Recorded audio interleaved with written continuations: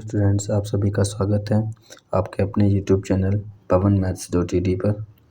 आशा है कि आप सभी सकुशल होंगे। तो हम चैप्टर नंबर 8 त्रिकोणमिति का परिचय पिछली 3 कक्षाओं में हमने पढ़ा कि त्रिकोणमिति से संबंधित सर्वसमीकरण, त्रिकोणमिति की सामान्य जानकारी, त्रिकोणमिति के सूत्र या विधियाँ जो हमें चैप्टर को क्वेश्चंस करने में काम आएंगी, वो सब हमने पढ़ी हैं। तो आप ये पिछली 3 क्लासेस ज़रूर देख लीजिएगा, इनका लिंक मैं आपको डिस्क्रिप्शन में दे दूँगा। तो आज हम चैप्टर नंबर 8.1 के क्वेश्चंस करेंगे। उससे पहले मैं आपको बता दूं कि अगर आपने चैनल को सब्सक्राइब नहीं किया है तो सब्सक्राइब अवश्य कर लें, साथ ही बेल आइकन का बटन दबाकर नोटिफिकेशन ऑन कर लें ताकि आने वाली प्रत्येक वीडियो का नोटिफिकेशन आपको सबसे पहले प्राप्त हो सके। तो आइए हम आज की क्लास स्टार्ट करते हैं। तो चैप्टर नंबर 8.1, तो देखिएगा क्वेश्चन नंबर फर्स्ट। तो क्वेश्चन नंबर फर्स्ट है, त्रिभुज ABC में जिसका कोण B समकोण है, AB की वैल्यू दे रखी है 24 सेंटीमीटर और BC की वैल्यू है 7 सेंटीमीटर। तो निम्नलिखित का मान ज्ञात कीजिए, sin A cos C और sin C cos C। sin A cos A और sin C cos C की वैल्यू इसने पूछी है। तो आइए देखते हैं। तो क्वेश्चन नंबर 1 मैंने यहाँ पे कॉपी कर लिया है। त्रिभुज ABC में जिसका कोण B बराबर 90 डिग्री अर्थात समकोण है, AB की मान 24 सेंटीमीटर, BC 7 सेंटीमीटर है, तब हमें sin A cos A और sin C cos C ज्ञात करना है। तो देखिए स्टूडेंट्स, इसका सॉल्यूशन, तो सबसे पहले हम जो त्रिभुज ABC दिया हुआ है इसका एक डायग्राम बना लेंगे। ये हमारे पास त्रिभुज ABC, ये A, ये B और ये C। चूँकि B पर इसने 90 डिग्री कोण बोल रहा है कि B समकोण है, तो B हमने 90 डिग्री मान लिया। ABC हमारे पास एक ट्रायंगल जो हमने मान लिया है, यहाँ पे ये दिया हुआ है। अब हमें sin A cos से निकालना है, sin C cos से निकाल रहे हैं और जो दे रखा है हम वो लिख लेते हैं। तो B 90 डिग्री दिया हुआ है, AB हमारे पास 24 सेंटीमीटर है, इसके अलावा BC है 7 सेंटीमीटर। तो अभी हमारे पास AC नहीं है, तो सबसे पहले हम AC को ज्ञात करेंगे। देखिए AC है कौन, तो AC इस त्रिभुज के लिए कर्ण का काम करेगा क्योंकि सबसे बड़ी भुजा है जो कर्ण कहलाती है। तो AC की हम वैल्यू कैसे निकालेंगे, तो सबसे पहले हम यहाँ पे पाइथागोरस प्रमेय का यूज़ करेंगे। पाइथागोरस प्रमेय से, पाइथागोरस प्रमेय से, तो पाइथागोरस प्रमेय का स्टेटमेंट होता है कि त्रिभुज की सबसे बड़ी भुजा का वर्ग शेष दो भुजाओं के वर्गों के योग के बराबर होता है। तो त्रिभुज की सबसे बड़ी भुजा यहाँ पे कर्ण होती है, तो कर्ण का स्क्वायर, शेष दो भुजाएं आधार और लंब, तो आधार का वर्ग प्लस लंब का वर्ग। अगर हम यहाँ पे देखेंगे तो यहाँ पे हमारे पास कर्ण मतलब AC का वर्ग बराबर आधार, एक इसमें से आधार है, एक लंब है। अब आधार कौन सा है और लंब कौन सा है उससे ज़्यादा फर्क अभी नहीं पड़ेगा क्योंकि आधार और लंब में बीच में प्लस लगा हुआ है, तो पहले लंब लिख दो चाहे आधार लिख दो।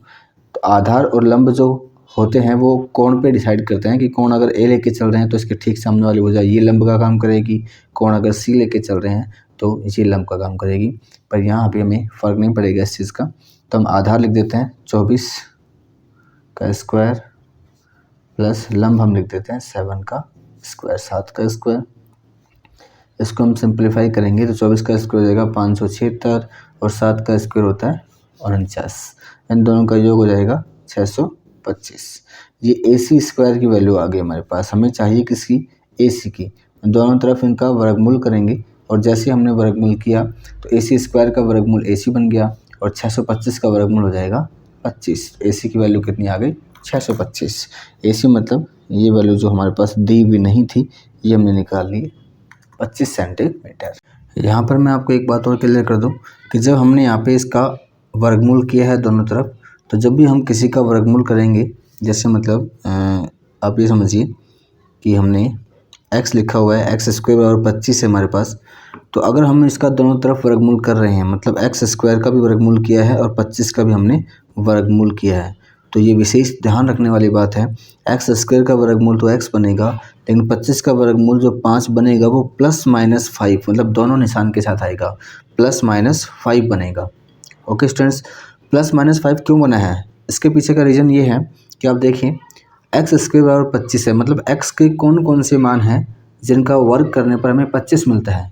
तो केवल +5 थोड़ी ना है, -5 का भी आप जब वर्क करोगे, -5 का भी जब आप वर्क करोगे तो हमें 25 ही तो मिलेगा।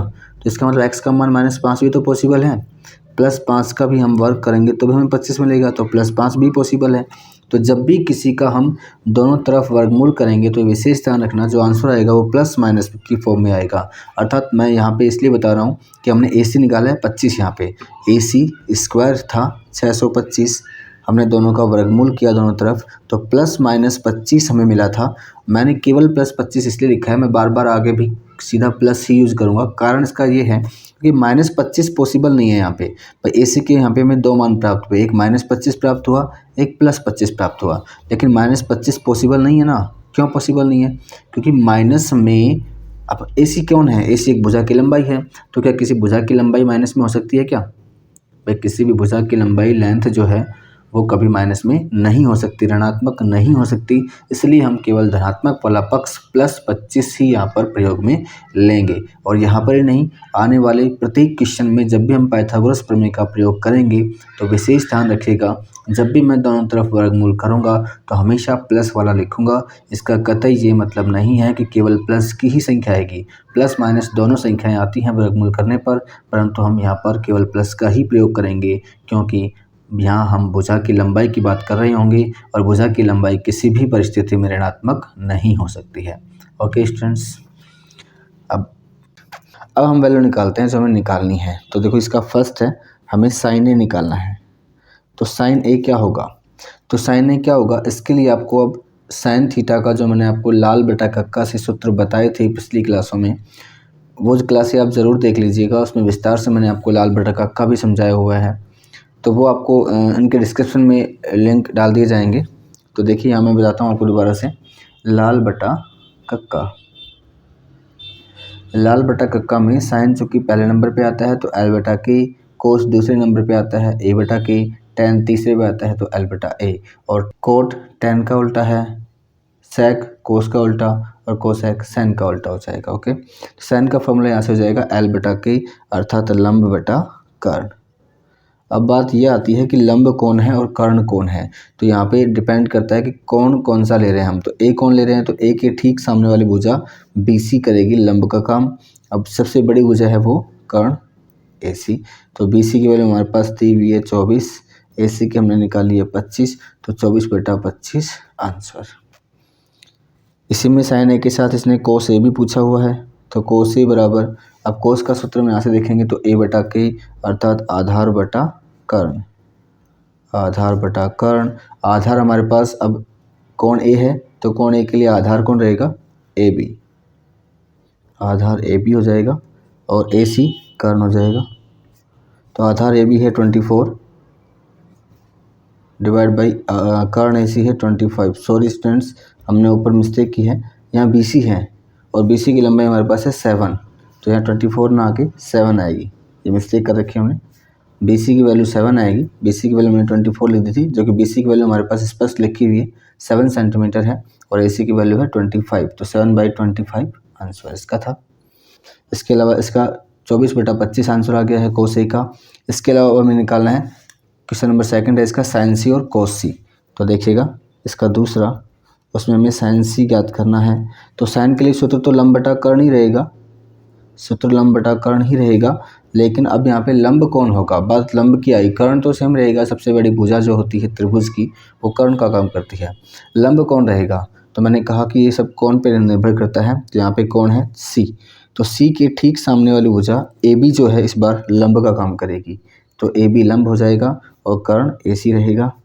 AB की लंबाई हमारे पास इस बार 24 और AC की 25, 24/25 आंसर। और साइन सी के अलावा इसने कोस सी भी पूछा है, तो कोस सी के लिए भी सूत्र तो आधार बटा कर्ण, आधार बटा कर्ण। अब आधार की वैल्यू कितनी है, अब कौन सी के लिए बात कर रहे हैं, तो सी के लिए AB लंब हो गया है, तो BC इसका आधार हो जाएगा, तो BC बटा कर्ण AC ही रहना है। BC की वैल्यू 7 है और AC की वैल्यू 25, 7/25 आंसर। नेक्स्ट क्वेश्चन देखिएगा, तो क्वेश्चन नंबर सेकंड है, आकृति 8.13 में tan P minus coat R का हमें मान निकालना है। यह आकृति हमारे पास 8.13 दी गई है। PQR एक समकोण त्रिभुज है जिसमें कोण Q 90 डिग्री है, PQ की लंबाई 12 है और पी आर की लंबाई 13 सेमी है। तो देखिएगा स्टूडेंट्स, क्वेश्चन नंबर 2 हमने कॉपी कर लिया है यहाँ से। पी क्यू आर एक ट्रायंगल दिया हुआ है जिसमें पी क्यू की लेंथ 12 सेंटीमीटर, पी आर की लेंथ 13 सेंटीमीटर और क्यू 90 डिग्री है। ये हमें यहाँ पे फाइंड आउट करना है। तो ये फाइंड आउट करना है, उससे पहले आप यहाँ पे देखेंगे तो एक वैल्यू हमारे पास जो क्यू आर की लंबाई है वो नहीं है। तो सबसे पहले हम क्यू आर की लंबाई निकालेंगे। क्यू आर की लंबाई निकालने का वही पैटर्न है, पाइथागोरस प्रमेय का हमें यूज करना है। तो पाइथागोरस प्रमेय से तो मैंने कहा था आपको पाइथागोरस प्रमेय होती है सबसे बड़ी भुजा पी आर स्क्वायर, मतलब सबसे बड़ी भुजा का वर्ग शेष दो भुजाओं के वर्गों के योग के बराबर होता है। तो P Q square plus Q R square, यहाँ वैल्यू पुट करेंगे। पी आर की वैल्यू हमारे पास दी हुई है 13 का स्क्वायर बराबर पी क्यू की वैल्यू हमारे पास है 12 का स्क्वायर प्लस क्यू आर हमें फाइंड आउट करना है। तो क्यू आर का स्क्वायर 13 का स्क्वायर हो जाएगा हमारे पास 169, 12 का 144 plus Q R square as it is. तो हमें यहाँ पे क्यू आर की वैल्यू निकालनी है। तो क्यू आर स्क्वायर बराबर 169 माइनस 144, हमने पक्षांतरण कर दिया।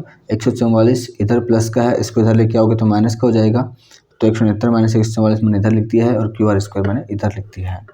तो यहाँ से क्यू आर स्क्वायर की वैल्यू हमारे पास प्राप्त हो जाएगी 169 में से जब आप 144 घटाएंगे तो 9 में से 4 गए तो 5, 6 में से 4 गए तो 2 और 1 में से 1 गया तो 0। तो यहाँ से हमें क्यू आर प्राप्त हो जाएगा, इनका वर्गमूल करने पर 5। दोनों तरफ हमने वर्गमूल कर दिया तो क्यू आर स्क्वायर का वर्गमूल क्यू आर हो जाएगा और 25 का वर्गमूल 5 हो जाएगा। तो क्यू आर की वैल्यू हो जाएगी हमारे पास 5।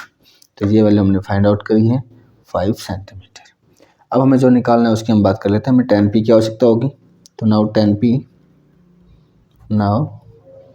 p बराबर, तो tan का सूत्र लाल बटा कक्का से क्या होगा, लाल बटा कक्का से अगर आप tan का सूत्र देखेंगे तो देखिए लाल बटा कक्का, tan मतलब थर्ड नंबर पे है l बटा a, मतलब लंब बटा आधार। तो लंब बटा आधार।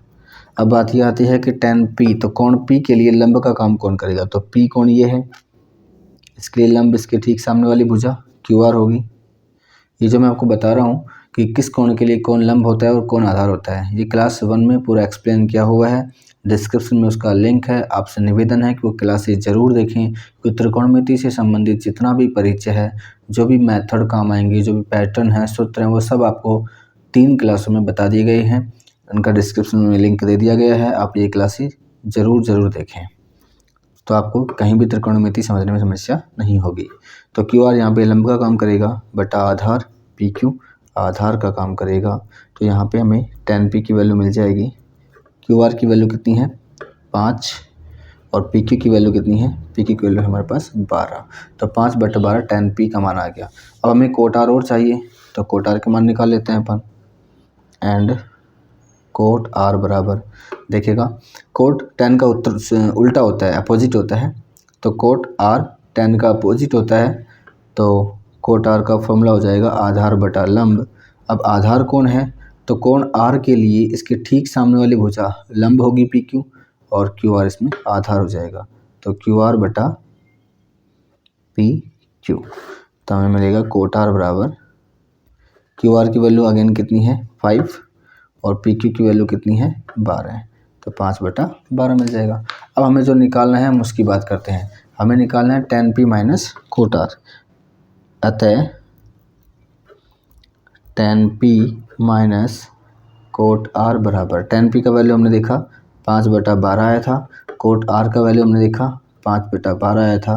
और जब समान राशि में से समान राशि घटाते हैं तो हमें प्राप्त होता है 0। तो ये हमारा आंसर हो जाएगा। ओके स्टूडेंट्स, तो नेक्स्ट क्वेश्चन देखिएगा। क्वेश्चन नंबर 3 दिया हुआ है, साइन ए की वैल्यू हमारे पास दे रखी है 3/4। तो कोस ए और tan ए का मान परिकलित कीजिए। तो देखिए मैंने क्वेश्चन लिखा हुआ है, यदि साइन ए इक्वल 3/4 हो तो कोस ए बाई tan ए का मान क्या होगा। तो देखिए इस क्वेश्चन को हम कैसे करेंगे सॉल्यूशन। चूँकि हम त्रिकोणमिति पढ़ रहे हैं, त्रिकोणमिति के स्टार्टिंग में ही मैंने आपको बताया था कि त्रिकोणमिति समकोण त्रिभुज पर आधारित एक फंडामेंटल प्रॉपर्टीज का कलेक्शन है। तो देखिए ये मैं यहाँ पे लिखा हुआ है sin a = 3/4, तब cos a और tan a की वैल्यू हमें ज्ञात करनी है। तो देखिए सबसे पहले हम इस प्रश्न को करने के लिए क्या करेंगे, हम एक समकोण त्रिभुज की कल्पना करते हैं। क्योंकि त्रिकोणमिति प्रारंभ करते समय मैंने आपको बताया था कि त्रिकोणमिति जो है वो एक समकोण त्रिभुज पर आधारित रहेगी, या हम कहें कि त्रिकोणमिति में हम समकोण त्रिभुज का ही अध्ययन करते हैं। तो सबसे पहले मैं एक मान लेता हूँ कि ABC कोई समकोण त्रिभुज है, जिसका डायग्राम मैंने बना लिया है ABC। ये हमने माना है, इसकी कल्पना की है कि ABC कोई समकोण त्रिभुज है जिसमें कोण B 90 डिग्री है। ये हमने कल्पना की है। तो देखिए अब चूंकि हमारे पास जो दिया हुआ है उसकी बात करते हैं। तो चूंकि sin A = हमारे पास दिया हुआ है 3/4, और हम अच्छे से जानते हैं लाल बटा कक्का से कि sin A का सूत्र होता है लंब बटा, देखिए लाल बटा कक्का जो हमने पढ़ा था, लाल बटा कक्का मैं उतार देता हूँ। तो sin A का जो सूत्र होता है लाल बटा कक्का से वो होता है लंब बटा कर्ण।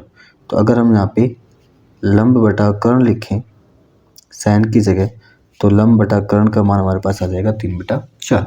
अर्थात लंब और कर्ण का जो अनुपात है वो 3:4 है। ये अनुपातिक रूप से वैल्यूज हैं। 3/4 मतलब 3:4 है। तो मैं मान लेता हूँ कि माना लंब बराबर 3k मैंने यहाँ पे कोई भी एक इंटीजर लिया है। क्यों लिया है वो मैं आपको एक्सप्लेन करता हूँ। और मैं कर्ण मान लेता हूँ 4k मतलब लंब आ गया 3k और कर्ण आ गया 4k। इसका मतलब क्या हुआ, देखिए sin A, पहले मैं आपको एक्सप्लेन कर दूं कि मैंने क्यों माने हैं। तो देखिएगा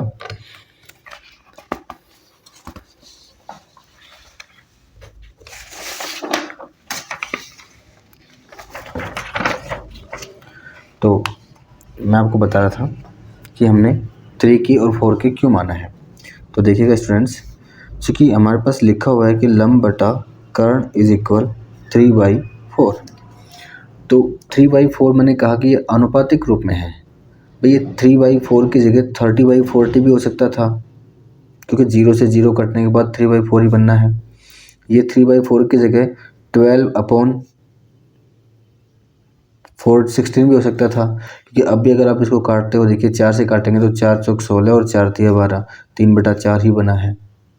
आनुपातिक रूप से जो वैल्यू है वो कब आती है, वो काटने के बाद जो अंतिम सॉल्यूशन होता है वो मिलती है। तो इसलिए मैंने क्या मान लिया, मैंने मान लिया कि 3/4 जो था इसमें k ऊपर रहा होगा और k नीचे रहा होगा। k कोई पूर्णांक है, k कोई ऊपर k कोई नीचे, इस k से k कट गया होगा कि भाई k कोई भी संख्या हो सकती है, k से k कट गया होगा, तभी 3/4 बचा है। तो इसलिए मैंने इसको लिखा है लंब बराबर 3k और कर्ण बराबर 4k। ओके, तो देखिए स्टूडेंट्स, तो यहाँ पे लंब 3k और कर्ण 4k आ गया है। अब हमारे पास देखेंगे यहाँ पे हम कोण A की बात कर रहे हैं। कोण A की बात करें मतलब इस कोण की बात कर रहे हैं, तो इसके ठीक सामने वाला लंब तो BC लंब हो जाएगा, जिसकी वैल्यू हमारे पास आ गई है 3k। ओके, ये बच गया आधार और कर्ण हमारे पास सबसे बड़ी भुजा 4k। अब पाइथागोरस प्रमेय से शेष बची हुई भुजा निकाल लेते हैं पहले। तो पाइथागोरस प्रमेय हम यहाँ पे यूज करेंगे, पाइथागोरस प्रमेय से देखिए क्या होगी, कर्ण का स्क्वायर मतलब AC का स्क्वायर बराबर शेष दो भुजाएं BC का स्क्वायर प्लस AB का स्क्वायर। तो AC हमारे पास दी हुई है 4k, तो 4k का स्क्वायर इज इक्वल BC की वैल्यू हमारे पास दी हुई है 3k का स्क्वायर प्लस AB की वैल्यू हमें फाइंड आउट करनी है। तो 4k का स्क्वायर मतलब 16, 4 का स्क्वायर 16 और k का स्क्वायर मतलब k स्क्वायर रहेगा इज इक्वल 3 का स्क्वायर 9 और k का स्क्वायर मतलब k स्क्वायर रहेगा प्लस AB का स्क्वायर। हमें वैल्यू निकालनी AB की, तो AB स्क्वायर इज इक्वल, जैसे हम इसका पक्षांतरण करेंगे तो ये बन जाएगा 16k square minus 9k square. तो यहाँ पे आप देखेंगे k स्क्वायर 16k स्क्वायर में से 9k स्क्वायर अगर हम घटा देते हैं, मतलब 16k स्क्वायर में से अगर 9k स्क्वायर गया तो ये बच जाएगा 7k स्क्वायर। ये वैल्यू किसकी आ गई, AB स्क्वायर की। हमें वैल्यू चाहिए किसकी, ए बी की, तो 7k² का हम कर देंगे वर्गमूल। तो 7 का वर्गमूल पूरा पूरा होता नहीं है, तो ये √7 रह जाएगा। और k का स्क्वायर है, तो जैसे इसका वर्गमूल किया तो ये बन जाएगा k, जो कि वर्गमूल से बाहर आ जाएगा। तो ए बी मतलब जो हमारे पास शेष भुजा बची हुई थी वो आ जाएगी हमारे पास 7 का √k।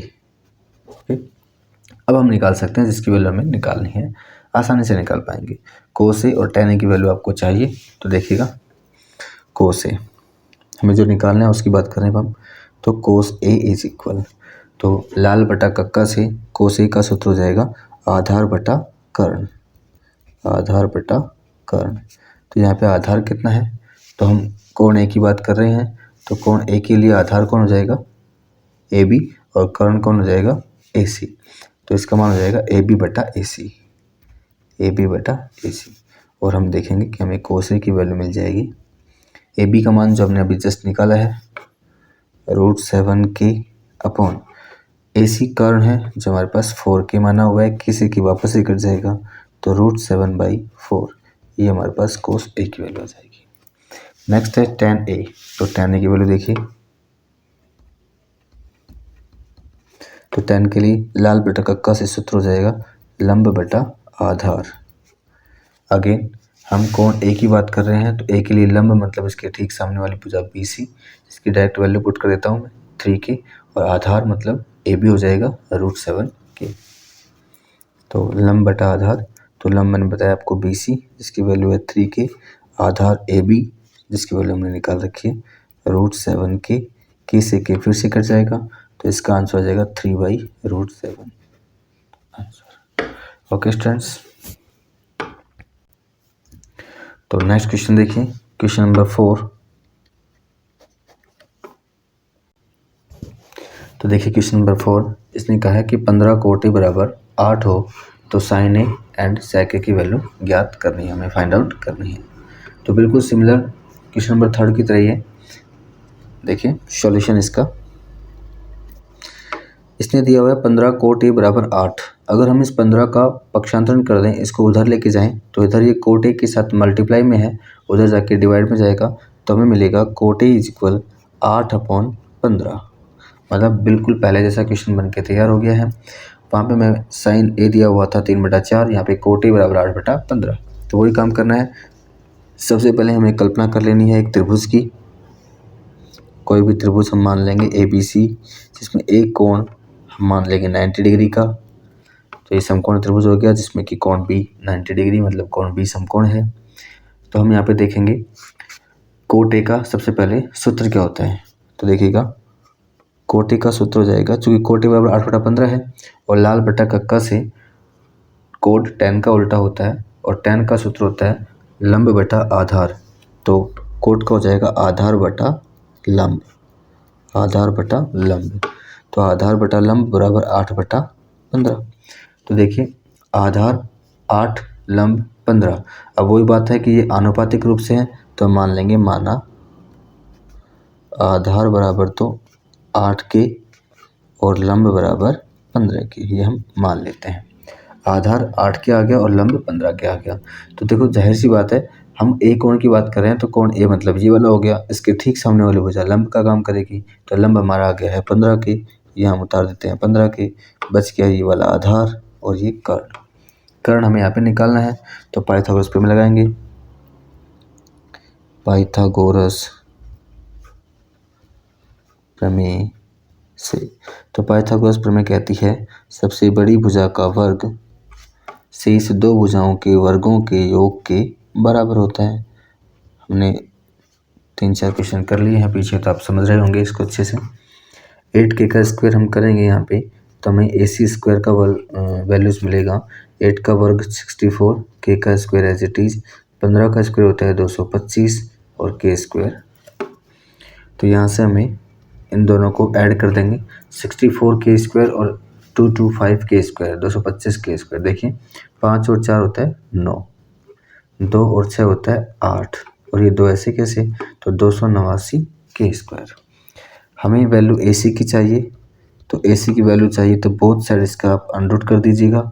289k² का वर्गमूल किया तो हमें 289 का अंडर कितना होता है 17 और के स्क्वायर का वर्गमूल के हो जाएगा। तो AC की वैल्यू हमें मिल जाएगी यहाँ पे 17 के। AC मतलब कर्ण, तो कर्ण की वैल्यू हमारे पास आ जाएगी 17 के। ओके स्टूडेंट्स, अब जो वैल्यू हमें निकालनी है वो आराम से निकाल सकते हैं। अब साइन ए और सेक इसने पूछा है तो बहुत ही आसान क्वेश्चन हो गया आपके लिए। अब तो साइन ए का मान पूछा है तो साइन ए क्या होता है, लाल बटा कक्का से लंब बटा कर्ण, लंब बटा कर्ण। तो लंब का मान कितना है अपने पास, तो लंब हम देखेंगे ए, यहाँ पे कौन है तो कौन ए है तो इसके ठीक सामने वाली भुजा लंब का काम करेगी, मतलब 15 के बटा कर्ण। तो कर्ण तो अपने पास सबसे बड़ी भुजा जो हमने अभी निकाला है 17 के, यहाँ वापस के से के कट जाएगा तो 15 बटा 17 आंसर।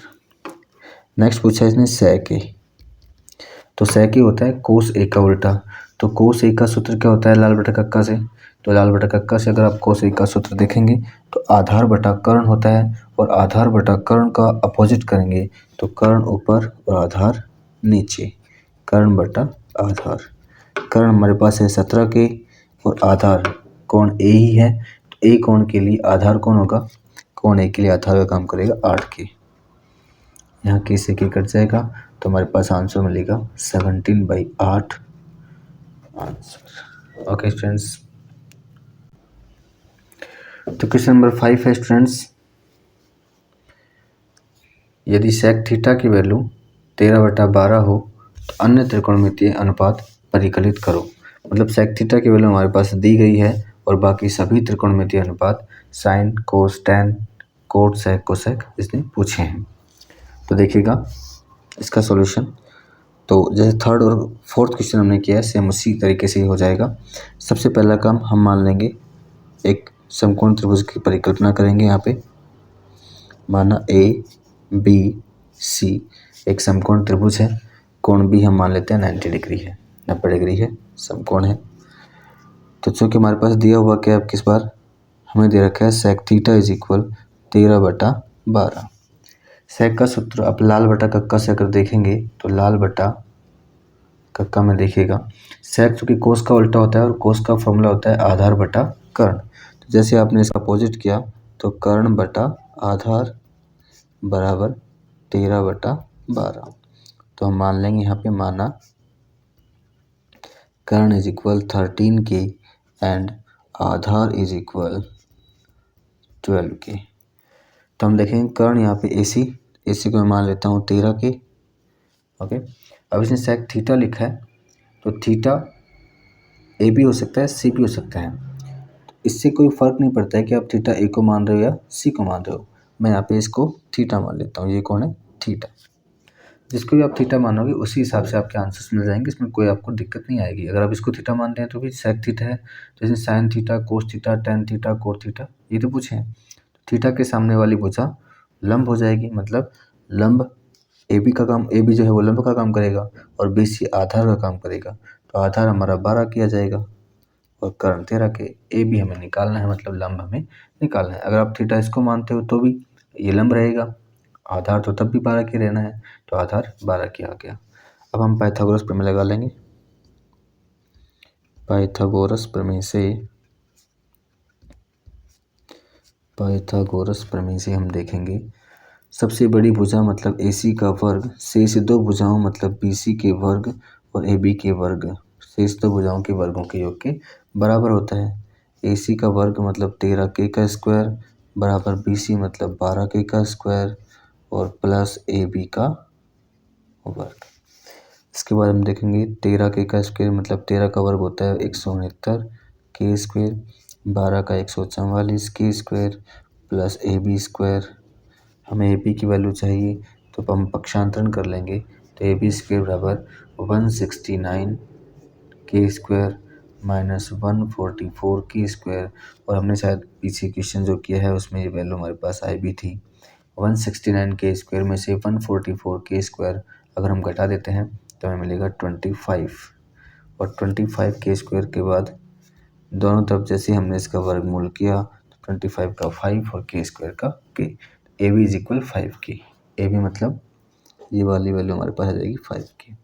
अब आपसे जितने भी त्रिकोणमितीय मान पूछे वो आप आसानी से निकाल सकते हो।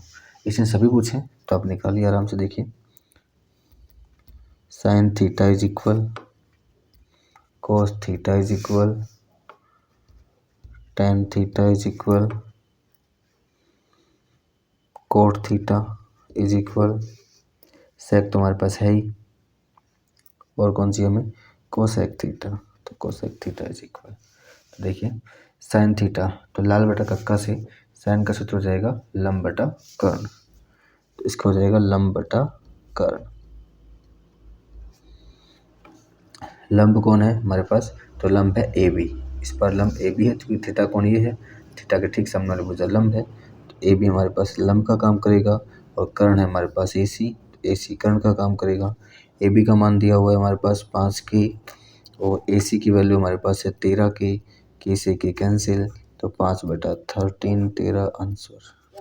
कोस थीटा, तो कोस थीटा वैसे भी आसान है क्योंकि हमारे पास सेक थीटा दिया हुआ है, और सेक का उल्टा है तो कोस होता है, ठीक है। तो कोस थीटा आप किसी भी तरीके से निकाल लीजिए, सेक का उल्टा होगा, तो कोस का फॉर्मूला लगा के निकालते हो, तो कोस का फॉर्मूला होता है आधार बटा कर्ण, आधार बटा कर्ण। तो आधार हमारे पास कितना दिया हुआ है 12 के, और कर्ण हमारे पास है 13 के से के कैंसिल, तो 12/13 आंसर। तो आप देख रहे होंगे सेक था 13/12, और ये आ गया हमारे पास 12/13, इसका अपोजिट हो गया। tan थीटा का सूत्र, tan थीटा का सूत्र होता है लंब बटा आधार, लंब बटा आधार। तो लंब हमारे पास मतलब ए बी लंब हो जाएगा, जिसकी वैल्यू हम डायरेक्ट पुट कर देते हैं, लंब 5 के है और आधार हमारे पास है 12 के, तो के से के कट जाएगा, तो 5/12 आंसर। इसी प्रकार कोट थीटा निकालेंगे तो कोट tan का उल्टा होता है, मतलब ये हो जाएगा आधार बटा लंब, आधार 12 के लंब 5 के से के काट दिया 12/5, जाहिर सी बात है 5/12 tan है, तो इसका उल्टा कोट 12/5 हो जाएगा।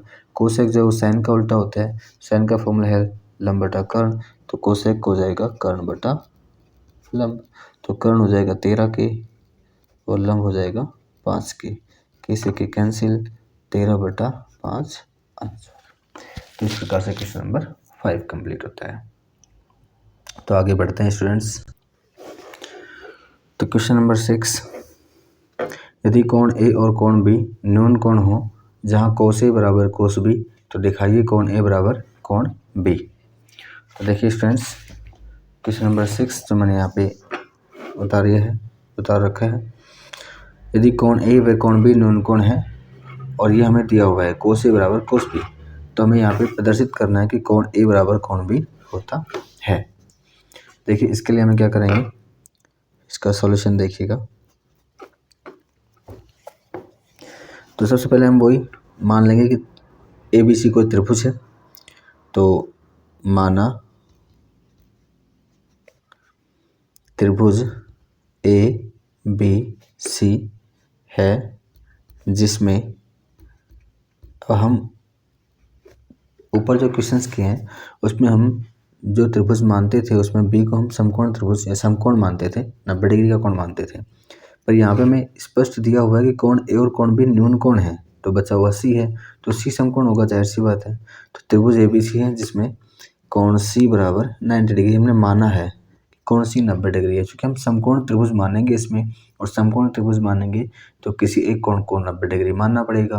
अब चूँकि ए और बी यहाँ पे पहले ही बोल रहा है कि ये न्यून कोण है, मतलब 90 डिग्री से कम के हैं, तो बचा सी, तो सी हमने 90 डिग्री मान लिया, जिसमें कोण सी 90 डिग्री है तथा कोण ए व कोण बी न्यून कोण है, न्यून कोण है। अब इसका हम डायग्राम बना लेते हैं।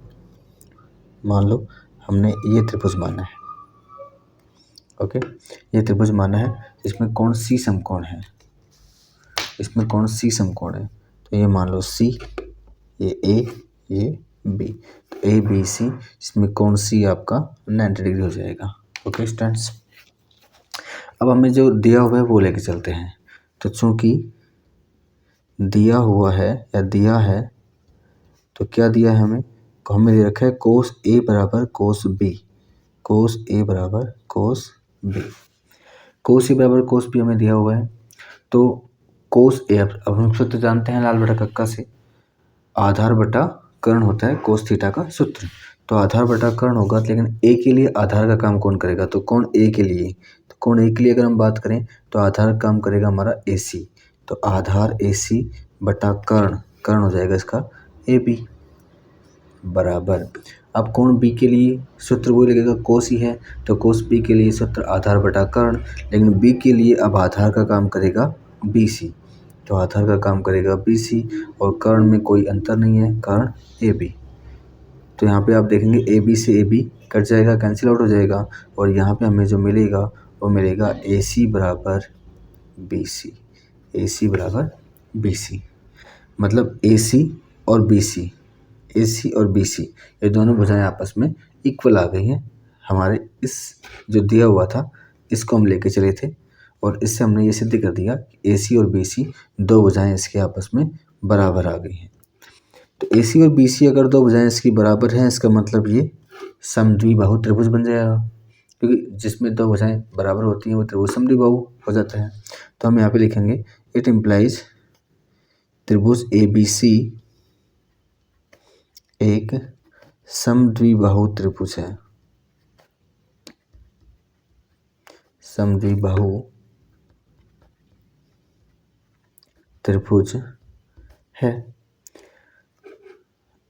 अब चूंकि जो त्रिभुज समद्विबाहु हो गया है, तो समद्विबाहु त्रिभुज में जाहिर सी बात है दो कोण भी समान होंगे।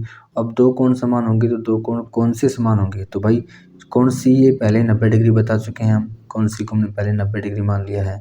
तो बचे कोण है समान होने के लिए ए और बी, जो कि दोनों न्यून कोण थे, तो ए और बी आपस में कैसे हो जाएंगे, समान हो जाएंगे। और यही तो हमें सिद्ध करना था कि कोण ए और कोण बी आपस में बराबर होते हैं। तो समद्विबाहु त्रिभुज हुआ ए सी बराबर बी सी के कारण। समद्विबाहु त्रिभुज है तो हम कह सकते हैं कि दो बराबर भुजाएं होंगी, दो बराबर भुजाएं यहाँ पे ए सी और बी सी हो जाएंगी, और बराबर भुजाओं के सम्मुख कोण भी बराबर होते हैं। हम ये प्रॉपर्टी भी लगा सकते हैं, ये हम कह सकते हैं कि त्रिभुज अगर समद्विबाहु है तो इसके दो कोण समान होंगे, अर्थात कोण ए बराबर कोण बी हो जाएगा। ओके, अतः